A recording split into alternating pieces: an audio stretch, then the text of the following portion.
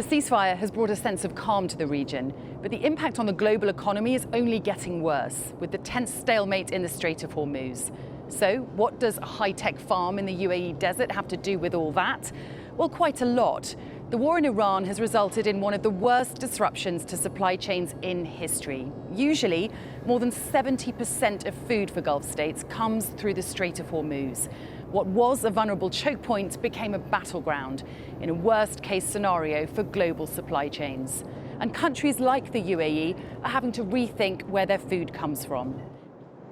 How much is the UAE reliant on homegrown produce at the moment with the supply chain issues? If you look at the last years, Iran was, for example, supplying 80% of the tomatoes in the UAE.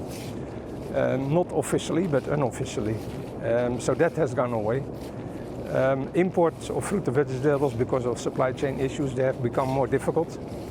So the reliance on homegrown food has increased. And are you feeling the pressure that you need to be producing as much as possible at the moment? Yes. Initially, we were approached by the government with a forecast for our quantities that we can supply, and there was a huge pressure to keep the shelves full.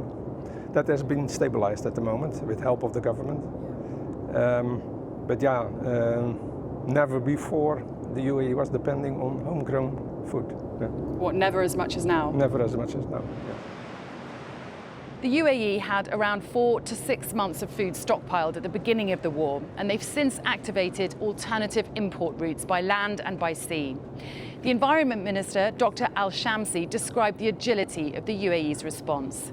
The UAE have designed the food security strategy and the food resilience system in mind for not taking in mind the different scenarios.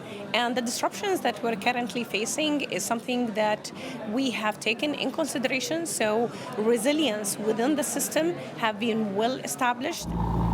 Given a third of the world's fertilizer is exported through the Strait of Hormuz, Dr. Lijo John from Heriot-Watt University, Dubai, says we won't know the full impact on food security globally until next year.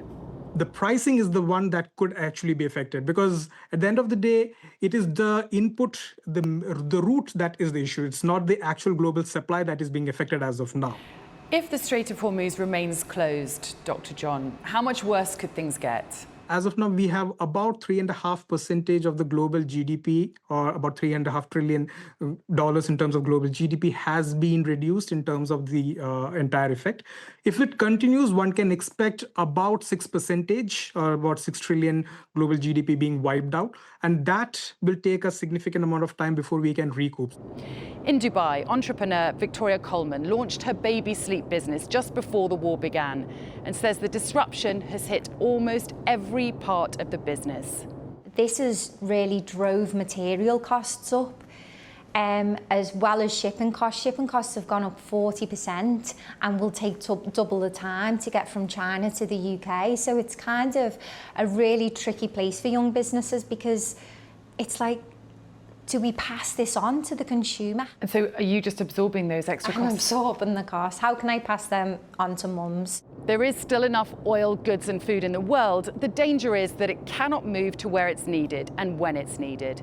If the Strait of Hormuz remains closed, when it does reopen, it could take weeks, even months in some sectors, for global trade to return to normal. Sally Lockwood, Sky News, Al Ain in the United Arab Emirates.